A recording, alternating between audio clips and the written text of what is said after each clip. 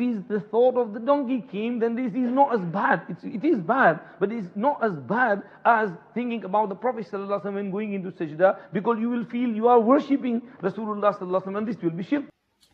Allah Almighty mentions in Surah 33 verse 57 very importantly that indeed those who offend Allah and His Messenger, Allah curses them in this world and in the next, and for them is prepared a degrading punishment. In current times, the Muslim world is faced with many challenges. Amongst those challenges is that of the Prophet, peace and blessings be upon him, his honor being attacked, and Muslims having to defend this. Now, recently, the French government, President Macron, and especially the publishers Charlie Hebdo, they have caused a stir in the entire world with their offensive and derogatory depictions, supposed depictions of the Prophet Muhammad sallallahu alaihi wasallam, at which many Muslims have expressed disgust and have protested and have rightly spoken out against this attack on the Holy Prophet Muhammad sallallahu alaihi wasallam. But I would like to remind Muslims today of a greater danger to their iman and to their beliefs, a greater threat to their aqidah than a non-Muslim insulting the Prophet sallallahu alaihi wasallam. A greater threat to our aqidah, our beliefs, is so-called Muslims who are in the garb of a beard, of a turban, of a robe, Islamic attire, Islamic dress, Islamic titles, who are known as sheikhs and maulanas and teachers of the deen, whereby these people have insulted Rasulullah sallallahu alaihi wasallam in their works, and today they continue to propagate those insults and those teachings in the name of Islam. I would like to bring to your attention one of the leading shuyukh of our times, Sheikh Salih bin Sidna, who is a Mauritanian sheikh and who currently resides in America. And I would like to share his words with the listeners so that we can get some context as to what I am trying to say.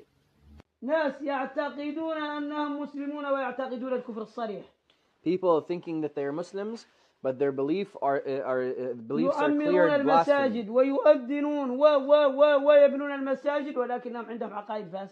People who are building and filling masjids, but their beliefs are corrupted. ليست أهميتنا يعني كرتون في فرنسا، هذا لا شيء. نحن نتكلم عن أصولنا العقائدية. نحن ما عندنا. We're not talking about some cartoon in France. We're talking about يضر النبي صلى الله عليه وسلم أصلا. That will not harm the Prophet sallallahu alaihi wasallam at all. We're talking about our deen and our reality. أنا أبغض الناس إلي فرنسا. The most hated country to me for the sake of Allah subhanahu wa ta'ala is France. وأنا من موريتانيا وأكثر الناس اللي يتعلموا اللغات الأجنبية من فرنسية وأنا لا أتكلم منها شيئا أصلا. And I'm from Mauritania, and most people who learn a foreign language in Mauritania learn French. أنا لا أعرف منها عدد 5. But I don't even know even 5 words in French. لا أعرف منها شيء وأكرهها بالأصل. And I hate it from its origin. ولم أدخلها إلا مرة وذهب. And I only entered into France just passing. لكن ما هو كلام، نحن نتكلم عن الناس العدد تكفر اليوم النهار الديانات الإبراهيمية والنار تخمد والله تعالى يصح عليه الكذب والأنبياء يظلمون ويعصون. ماذا نفعل؟ But then when we're talking about the real dangers to the Muslims and the things that are harming the Muslims, these beliefs of Abrahamic faiths and of the hellfire ending and of the prophets committing sins and so on, these are serious issues. Or it's saying that Allah can logically possibly lie. These clear blasphemy. And the groups that are sharing these ideas even here in the Bay Area. Why are we not more terrified for the sake of our aqidah? That we're concerned with buying things or not buying things from France. That France, the entire country, we will boycott it. Then don't buy anything from California or from America either. How many people here teach Muslims blasphemy? And you know that. Do you know that? Yes, I know that. And this is more dangerous than some cartoons. Those people are already disbelievers. لكن أخاف من هؤلاء لابسين لبس الثياب But الإسلام we're worried more about those people who are wearing the dress of the Muslims. اللي هم خبوا في النبي صلى الله عليه وسلم أكثر منهم من الدجال أكثر من الدجال. That the Prophet ﷺ warned us of their danger more than the Dajjal. Dear listeners, dear viewers, as you have seen, the Shaykh is mentioning a very important point which many Muslims are missing today. And that point is, namely, that when a non-Muslim who is known for his evil, who is known for his enmity towards Islam, when he makes derogatory statements, it is expected, it is not justified, but it is expected and it is known that this person will display enmity and disparagement towards the Prophet, peace be upon him. However, when someone who is supposedly a Muslim teacher, an imam, a scholar, a sheikh, in an Islamic capacity, and he is being defended and followed by the millions, what effect will this have on the aqidah of Muslims? It will be far greater and have far greater repercussions and ramifications. I would like to mention to you a famous quote of Imam Rabbani, Mujaddid al-Fisani, Shaykh Ahmad Farooqi Sarhindi rahimahullah ta'ala, who was a great reviver of the religion, famous scholar and Sufi Shaykh. He mentions in his maktubat, in his letters which are famous, he states, Yaqeen farmayand ke fasad suhbat mubtadi' zyada az fasad suhbat kafir ast. He says you should know with certainty that the destruction and harm in the company of an innovator is greater than the destruction and harm in the company of a disbeliever. Very profound words which Muslims are missing in this day and age. The great Imam is saying that a person who is a heretic, who is outwardly a Muslim, but he is propagating beliefs which are misguided and corrupt, his harm, his corruption will be worse to Muslims than the harm of a disbeliever who is openly maligning Islam.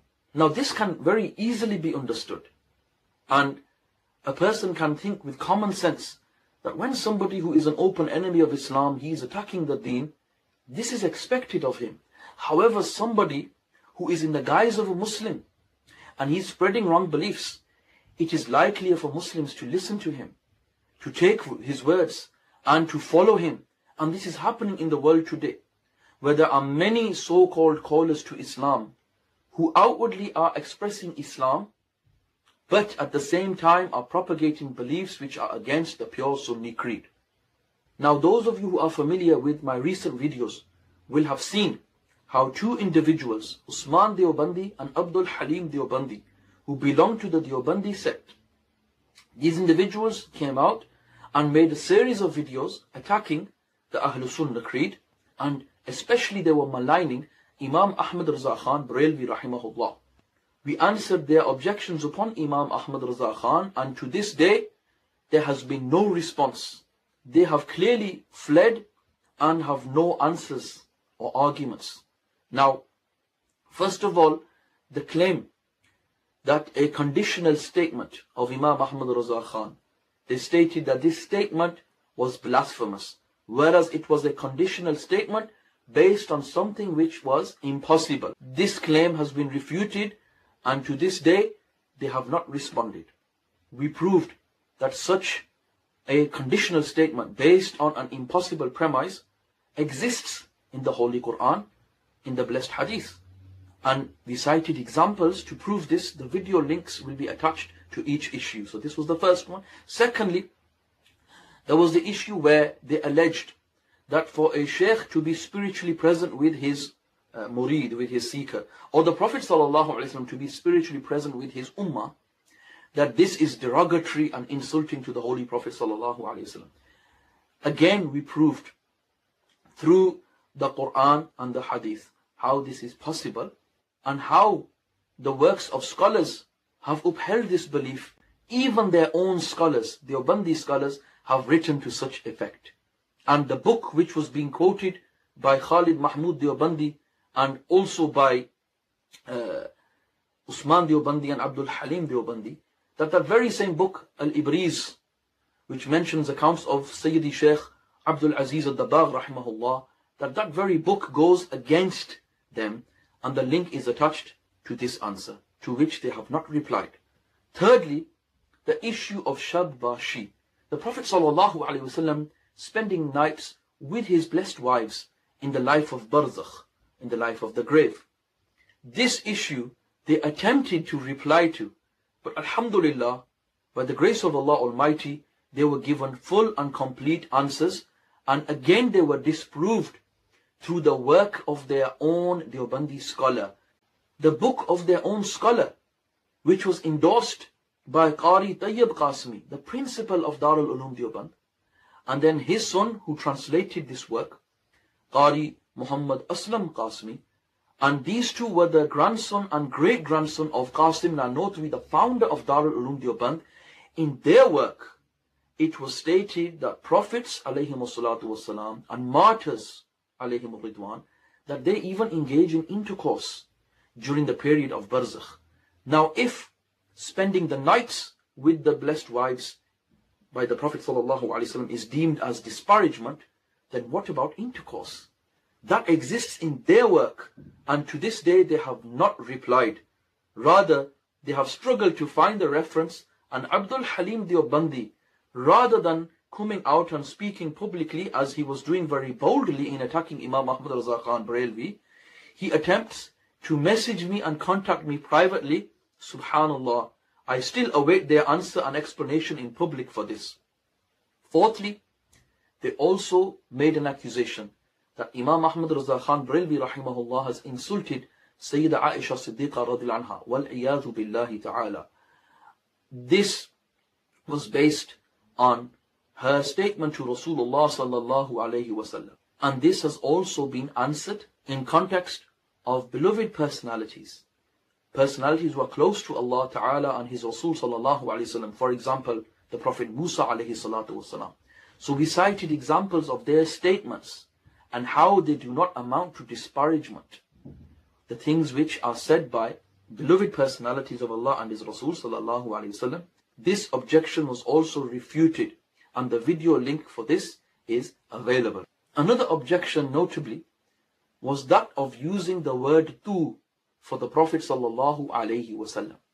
In Quran translation, we proved clearly that an individual from your sect, Khalid Mahmood Deobandi, who recently died in Manchester, he himself, how his principle was broken by your own leading Deobandi scholars, and to this day you have failed to answer this objection, which is also a debt upon your head. So as you can see, the links have been attached to all of these baseless objections which they made against Imam Ahmad Raza Khan Barelvi rahimahullah.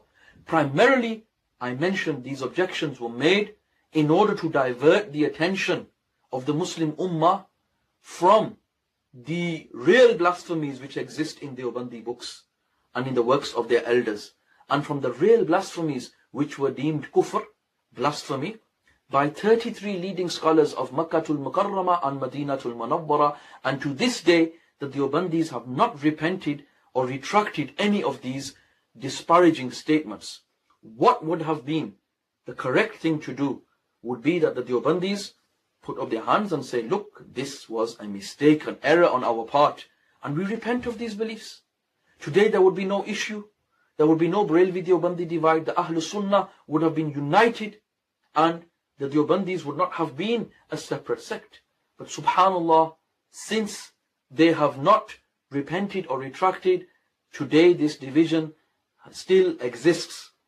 And the unfortunate thing is that the Deobandis have written book upon book, explanation upon explanation for these disparaging statements which have been made against the blessed personality of Rasulullah sallallahu alaihi wasallam.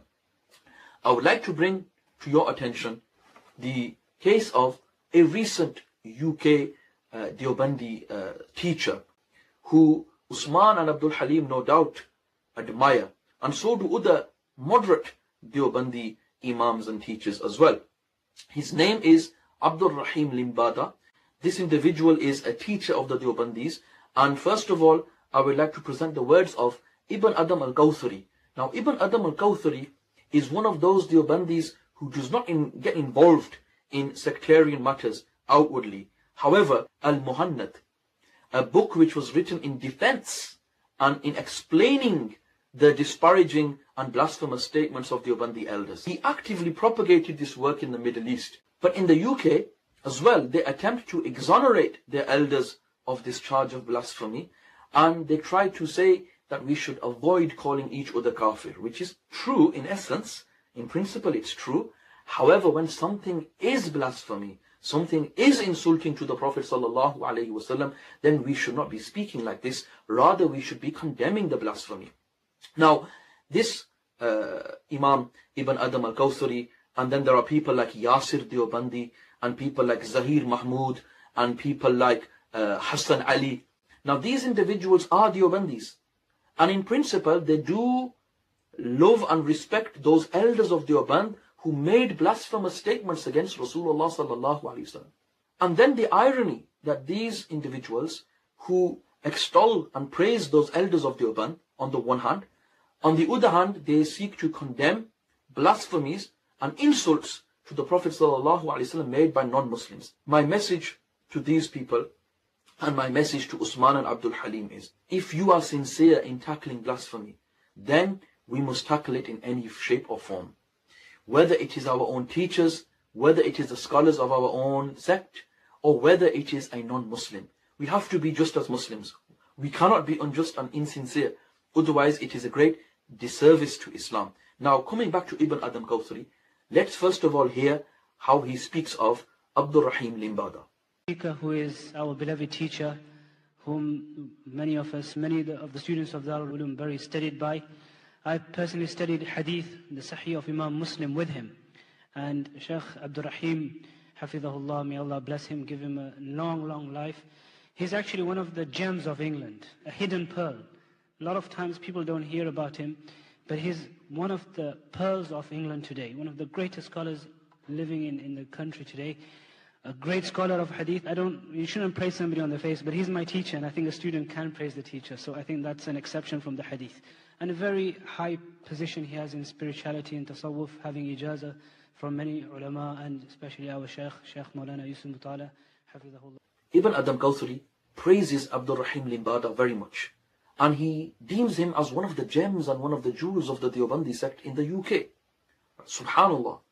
Now we must understand that when people say these are moderate Deobandis, they do not get involved in sectarianism, they are very, they are rightly guided, we can even take guidance from them. They do not hold disparaging beliefs. Why are they being held to account for statements which were made in British India in the 1800s? This is an objection which is often raised. We should leave those books of the 1800s to that period, and we as an ummah need to move on. Correct? We should. However, the issue is, when these contemporary individuals defend those leading Deobandi scholars and defend those blasphemous statements, let us now see practically what Abdul Rahim Limbada said in a recent talk, in a recent lecture of his, in defense of blasphemous statements against Rasulullah sallallahu alaihi wasallam, which were made by Deobandi elders.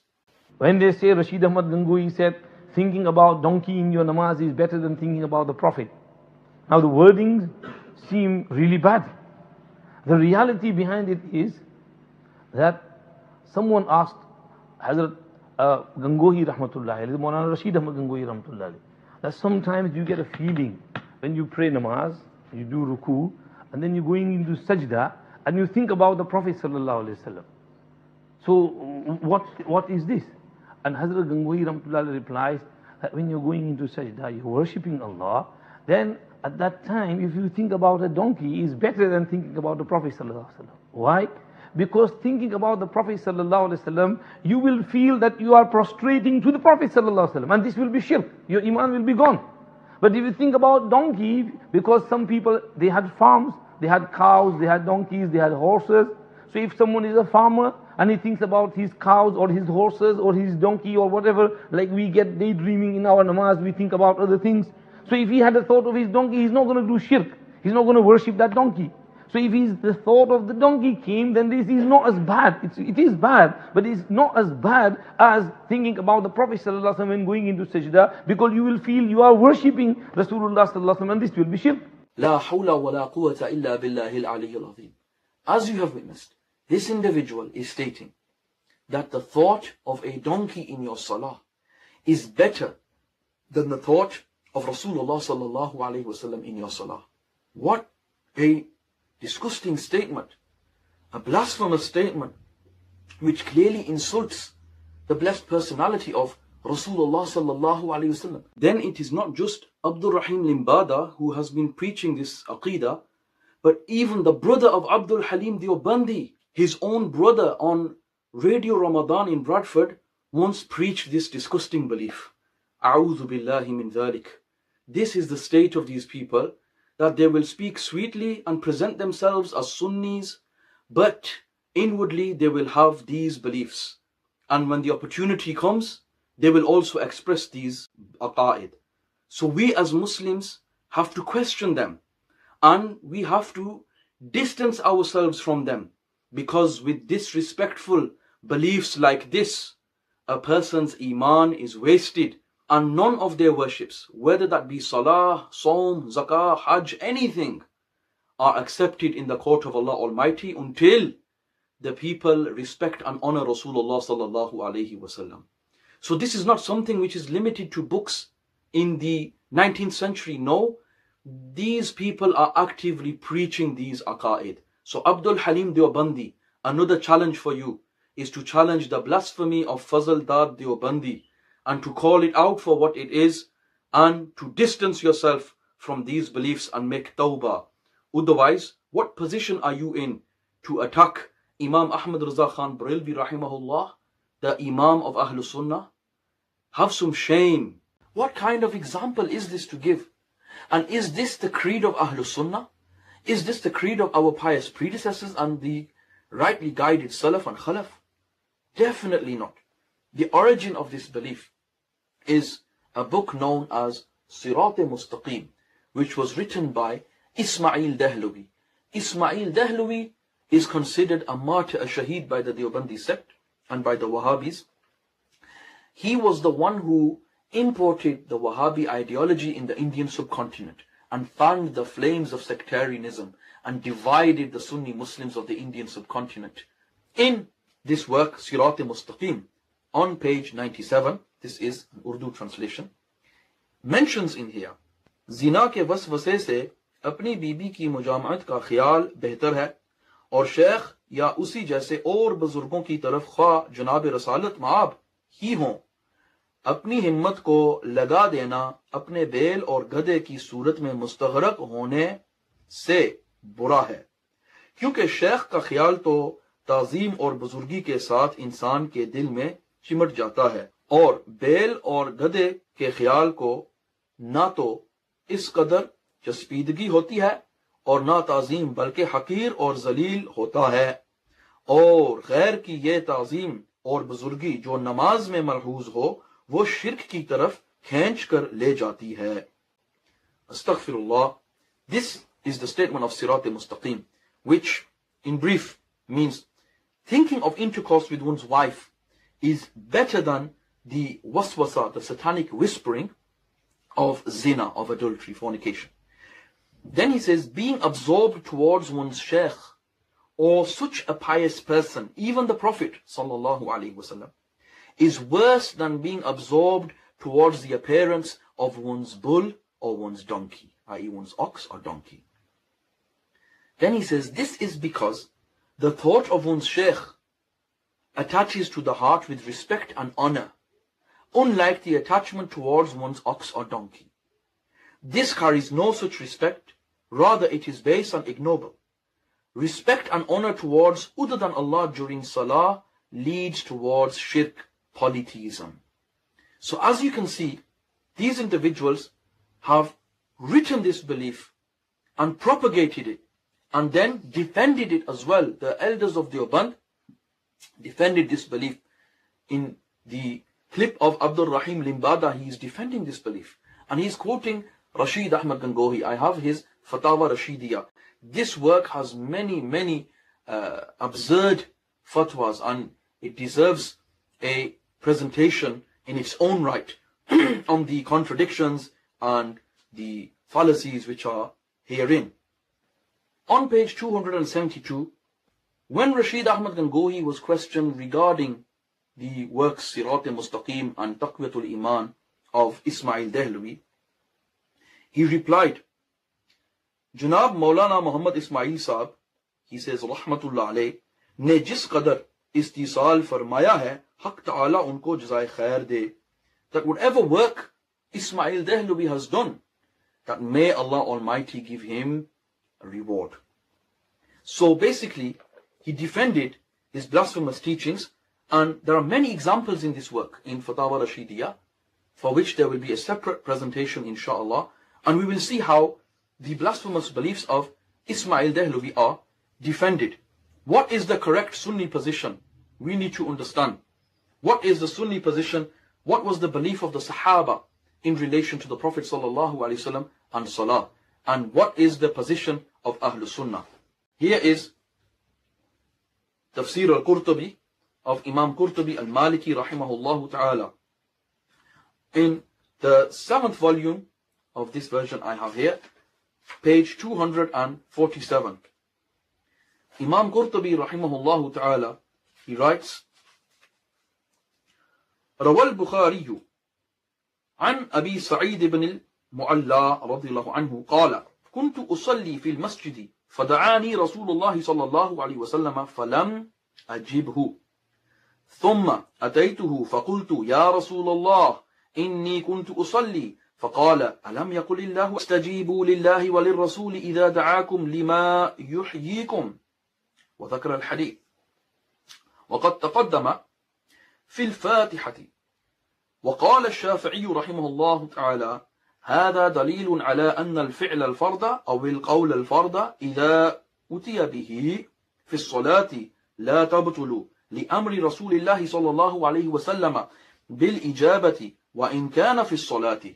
Subhanallah, here Imam Qurtubi records a hadith of Bukhari that Hazrat Abu Sa'id ibn al-Mu'alla, he states, radiyallahu anhu, a sahabi, I was praying in the masjid and the Prophet sallallahu alaihi wasallam called me and I did not answer. Then when I went to him, I said, O Messenger of Allah, I was praying my salah. And the Prophet sallallahu alaihi wasallam stated, has Allah not mentioned? Answer, respond to Allah and His Messenger when they call you for that which gives you life. Now, when he mentions this hadith has been mentioned in the chapter on Fatiha, Imam Qurtubi says, and he says, Imam Shafi'i rahimahullah, commenting on this, he says, this is an evidence that a fard action or a fard statement, when it is brought to one during salah, a duty like this, then the salah does not break. Because of the command of the Messenger of Allah sallallahu alaihi wasallam here, the command to answer him has been mentioned, the salah is not invalid. So in other words, according to Imam Shafi'i and other fuqaha, the salah of such a person who is called by the Prophet sallallahu alaihi wasallam does not even break.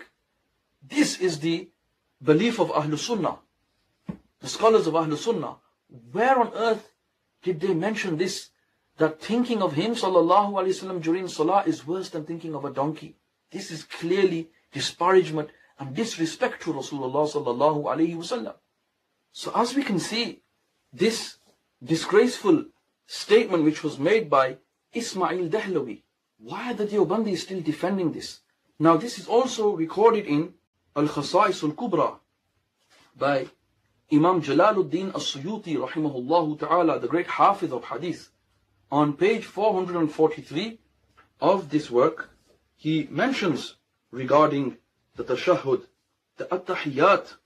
He has a complete chapter on this, the speciality of the Prophet sallallahu alaihi wasallam, that a person who is praying salah addresses him sallallahu alaihi wasallam with assalamu alayka ayyuhan nabiyyu, peace be upon you, O Prophet, and the rest of mankind is not addressed in such a manner, and that it is wajib upon the person praying to respond to the Prophet sallallahu alaihi wasallam when he calls him, and that the salah does not break in this situation. Imam Suyuti records this, and then he records the same hadith of Sayyidina Abu Sa'id ibn al-Mu'alla radiyallahu anhu, how the Prophet ﷺ called him. أخرج البخاري عن أبي سعيد بن المعلى الأنصاري رضي الله عنه أن النبي صلى الله عليه وسلم دعاه وهو يصلي فصلى ثم أتاه فقال ما منعك أن تجيبني إذ دعوتك قال إني كنت أصلي فقال ألم يقل الله عز وجل يا أيها الذين آمنوا استجيبوا لله وللرسول إذا دعاكم الآية. So Imam Suyuti mentions the same thing of Sayyidina Abu Sa'id al-Mu'alla radiyallahu anhu when he's called by the Prophet sallallahu alaihi wasallam and he was told to respond even during his salah. And then importantly, Imam Suyuti here is mentioning Assalamu alayka ayyuhan nabiyyu. Now in the Ihya'u Ulumuddin of Imam al-Ghazali rahimahullah, he mentions very famously in the chapter on salah, when discussing tashahhud at-tahiyyat, he mentions وَأَحْدِرْ فِي قَلْبِكَ النَّبِيَّ صلى الله عليه وسلم وشخصه الكريم وقل السلام عليك أيها النبي ورحمة الله وبركاته وليصدق أملك في أنه يبلغه ويرد عليك ما هو أوفى منه. Subhanallah. Al-Imam al-Ghazali, the great theologian, the great scholar, the great Sufi, the great Shaykh mentions the one known as Hujjatul Islam. He states, make present in your heart the Prophet sallallahu alaihi wasallam and his esteemed personality, and then say, Assalamu alayka ayyuhan nabiyyu wa rahmatullahi wa barakatuhu. Peace be upon you, O Prophet, and the mercy of Allah and his blessings. Then have this hope and belief that your salam, your greeting will be reaching him sallallahu alayhi wasallam, and he is returning to you a greeting which is more perfect than yours. Subhanallah. This was recorded in Ihya'u Ulumuddin by Al-Imam Al-Ghazali rahimahullah. This statement of Imam Al-Ghazali rahimahullah ta'ala is so famous, it was quoted in the Babu Tashahhud, in the chapter on Tashahhud, chapter on At-Tahiyyat, by scholars like Mullah Ali Qari rahimahullah, scholars like Imam Ibn Hajar al-Haytami rahimahullah, who've all written famous commentaries on the Mishkat Sharif, the famous book on Hadith. Anyone with any doubts should go and check and see those maqamat where these great shuyukh have mentioned this. So this is the belief of Ahlul Sunnah. The Sahaba would pray, and when the Prophet ﷺ is calling them, they must cease their prayer and serve the Prophet ﷺ and do everything he commands ﷺ, and then return to the salah and continue from where they left off. Subhanallah. This was the aqidah of Sahaba, the aqidah of the pious, the great hadith scholars, the great jurists of Islam, Imams like Al-Ghazali, Abdul Haq Muhaddis Dahlavi, Imam Suyuti, Mullah Ali Qari, Ibn Hajar Haythami. They have recorded the fact that when a person is reciting At-Tahiyyat, that he addresses Rasulullah sallallahu alayhi wasallam directly. Look how these great commentators of Mishkat have also mentioned that the Prophet sallallahu alayhi wasallam, as Imam Ghazali rahimahullah mentions, that you make him present in your heart, and you know that your greeting reaches him, and that he returns a greeting which is more befitting, more perfect than yours. This is the belief of Ahlul Sunnah. Now where does this leave the belief of the Deobandis? This blasphemous belief that thinking of a donkey or one's ox is better than thinking of Rasulullah sallallahu alayhi wasallam. Wal-iyadhu billahi ta'ala. Let us listen to the words of Dr. Shadi al-Misri, an Egyptian scholar who is based in America. What does he say about the blasphemies of Deoband? I would just say, look, just classify yourself as a Sunni and study, right? And study the issues one at a time. And any of those points that were stated in some of the authors of the past and that are attributed to the Deoband, okay, we say, look, those points are blasphemous. There's no doubt about it. So on the point of saying something like to think of the donkey is better than think of the Prophet, wal-iyadhu billah, subhanallah. I mean, that is one of the most insane thing that I've ever heard. All right. So that, I mean, that would be, if someone said that, the Malikiya would get executed, right? I mean, the Malikiya would execute you for something like that, right? I mean, there's not even a doubt about that. Qadi Iyad in his book, I mean, We know the story that some Ibn Qayyim al-Jawziyah issued a fatwa that you can't visit the Prophet sallallahu alaihi wasallam. You can't visit the Prophet, peace be upon him. You just visit the mosque, and by coincidence, the Prophet is there. The scholars of the Malikis at that time issued a fatwa of his ridda, right? I mean, that's how serious they are on the respect of the Prophet, peace be upon him. So you make a disrespectful statement, you better take it back. And I hope he took it back. And I heard from some people that he took it back. Allah knows best. I'm not going to investigate. It's not my business, not my problem. But the statement itself is a blasphemy that's kufr right there. But I'm not going to get into that politics, whether he took it back or not. But I heard he took it back, and Allah knows best. Dr. Shadi is also mentioning the same thing which Sunni Muslim scholars from the subcontinent have been mentioning for decades, that these individuals have insulted the Prophet sallallahu alaihi wasallam, and they must repent, and they must disown these beliefs and distance themselves from such scholars who've written such derogatory remarks. Otherwise, they will destroy their own iman and their own hereafter. And this is our very heartfelt message for these individuals, for these people, is to turn away from these teachings because they are clearly derogatory. And how can we show a face to Rasulullah sallallahu alaihi wasallam on Judgment Day when we've written such disparaging statements that, wal-iyazu billah, that to think of a donkey or to think of one's animal, one's ox, is better than thinking of Rasulullah sallallahu alaihi wasallam? This is the level of scholarship of people like Abdul Rahim Limbada. So if he's the thought of the donkey king, then this is not as bad. It is bad, but it's not as bad as thinking about the Prophet ﷺ when going into sajda, because you will feel you are worshipping Rasulullah ﷺ, and this will be shirk. And Ibn Adam Kawsari is promoting this individual, Who is our beloved teacher, whom many of the students of Darul Ulum very studied by. He's actually one of the gems of England, a hidden pearl. A lot of times people don't hear about him, but he's one of the pearls of England today, one of the greatest scholars living in the country today. And then where does this leave the rest of the Deobandi graduates from these institutions? What are they preaching to the world? And how can you show a face and then try to refute Charlie Hebdo or Salman Rushdie or any other insulter of Rasulullah sallallahu alaihi wasallam when those very same things are mentioned in your own works? How can you show your face to Rasulullah sallallahu alaihi wasallam in such a state? Then Deobandis claim to be Hanafi. If indeed you are Hanafi, then I request you, go read Al-Lubab fi Sharh al-Kitab, the commentary on Quduri. Read Durr al-Mukhtar and the commentary Radd al-Muhtar by Ibn Abidin al-Shami upon this, rahimahullah. Then also read Al-Bahr al-Raiq, the Sharh of Kanz al-Daqa'iq. Fourthly, I would request you to go and check Fatawa Alamgiri, Al-Fatawa Al-Hindiyya. What do all these books mention regarding the salam of the tashahhud, the salam in at-tahiyyat in your salah? It mentions in Al-Bahr al-Raiq that we have mentioned some of the meanings of the tashahhud. That when the one praying makes an intention with these words, their meanings which are intended, the intended meanings with at-tahiyyat, upon the way of insha, i.e. the person, when he reads Assalamu alayka ayyuhan nabiyyu, he does it with the intention of greeting the Prophet sallallahu alaihi wasallam. This being the very purpose which the words denote upon.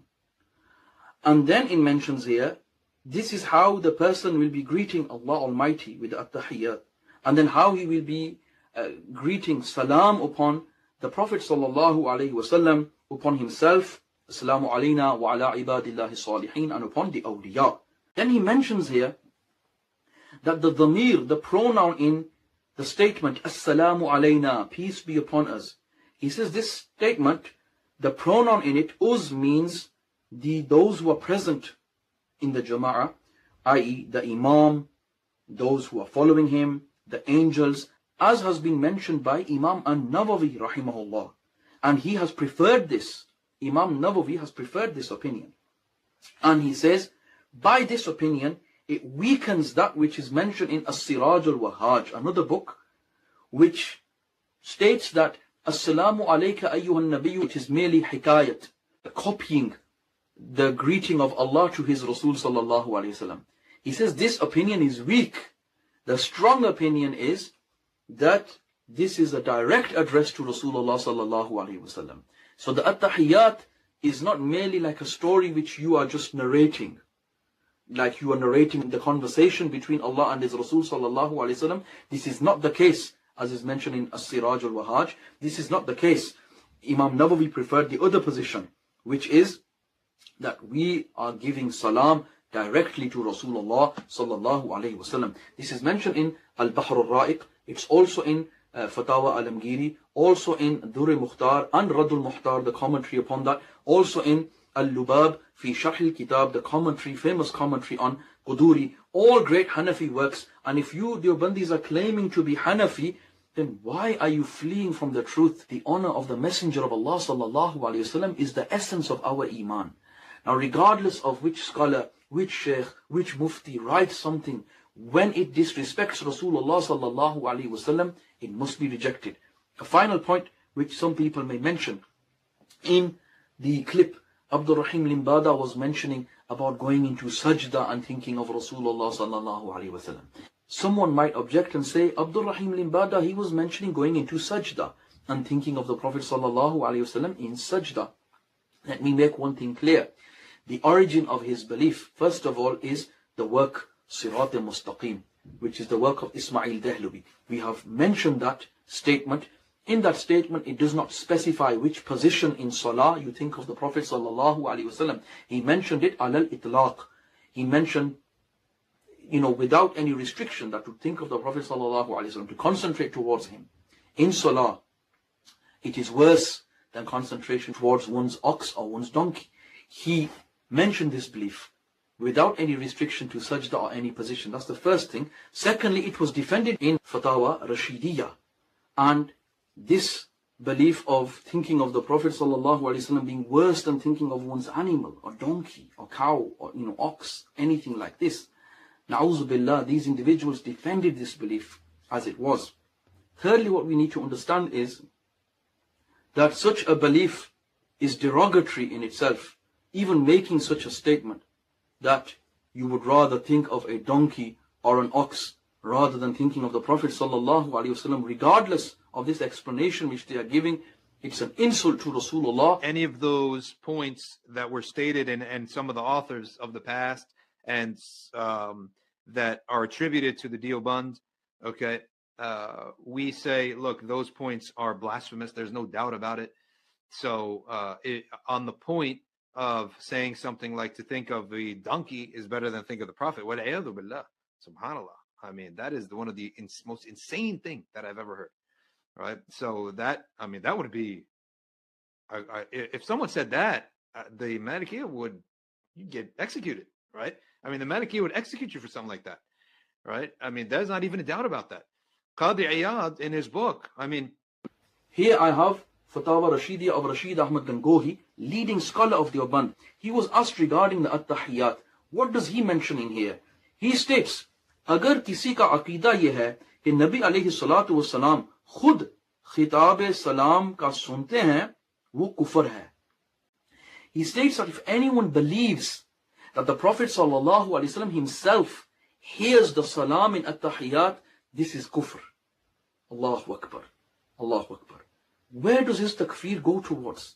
What will these Deobandis say regarding the statements of Imam al-Ghazali, Imam Jalaluddin Suyuti, Mullah Ali Qari, Sheikh Abdul Haq Muhaddis Dehlavi, Imam Ibn Hajar al-Haytami, the great commentators on Mishkat, the great scholars of Islam, our past shuyukh? What will they say regarding these scholars when they have clearly mentioned of the commentators of Mishkat and Imam Ghazali have clearly mentioned of making the Prophet ﷺ present in your heart, knowing that your greeting will reach him and he will reply. Now, the objection that the Deobandis have is on the greeting reaching him. They say that the Prophet ﷺ needs angels to convey it, and that he ﷺ is unable to hear near and far. Well, we the Ahlul Sunnah disagree. We say that the angels conveying that salam is a service to Rasulullah ﷺ. However, the Prophet ﷺ himself, he is able to hear near and far, because Allah Almighty gives him the ability to do so. Now you will see Rashid Ahmad Gangohi contradicts himself. contradicts himself in the fatwa here on page 223.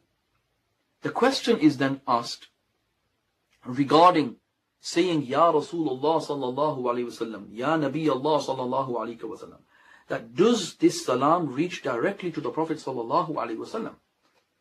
In jawab he says, ऐसे अल्फाज पर ने मोहब्बत में और खलवत में by ख्याल के हक ताला आपकी जात को मुत्तले फरमा देवे या महज मोहब्बत से बिला किसी ख्याल के जायज हैं. So what Rashid Ahmad Gangohi mentions here, he says, if a person says Ya Rasulullah just out of love, or whilst he's secluded alone, or with this belief, with this thought that Allah Almighty will inform the Prophet sallallahu alaihi wasallam, will make him aware of this salam, or he merely says it out of love without any thought or belief, this is permissible.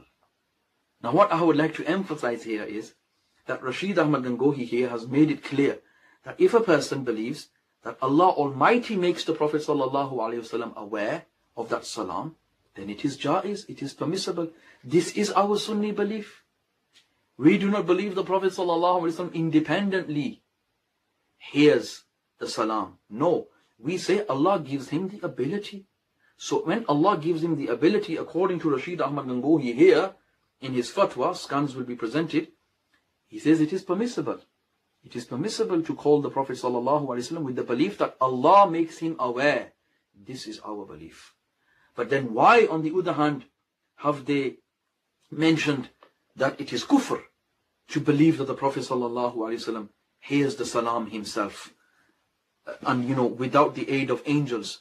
So why do they restrict his hearing to needing angels? They should know very well from Hadith Qudsi, when the Prophet sallallahu alaihi wasallam famously mentioned the Hadith Qudsi, which was mentioned in previous videos, when Allah Almighty mentions about becoming the eyes and the ears of the one who is his friend. When this is the maqam of the awliya, that Allah Almighty, He becomes the vision with which they see and the hearing with which they hear, that they are able to hear near and far and see near and far. When this is the maqam of the awliya, the friends of Allah, then what will be the maqam of Rasulullah sallallahu alaihi wasallam? Ye shan hai khidmat agaron ki, sarkar ka alam kya hoga? That this is the rank of those who are servants of Rasulullah sallallahu alaihi wasallam. What will be the maqam of Rasulullah sallallahu alaihi wasallam? So dear brothers and sisters, just to sum up, the Prophet sallallahu alaihi wasallam has been bestowed with many excellences. Denial of these excellences can ultimately lead to destruction of one's hereafter and one's deen. We as Muslims must hold fast to the teachings of the elders of Ahl Sunnati wal Jama'ah.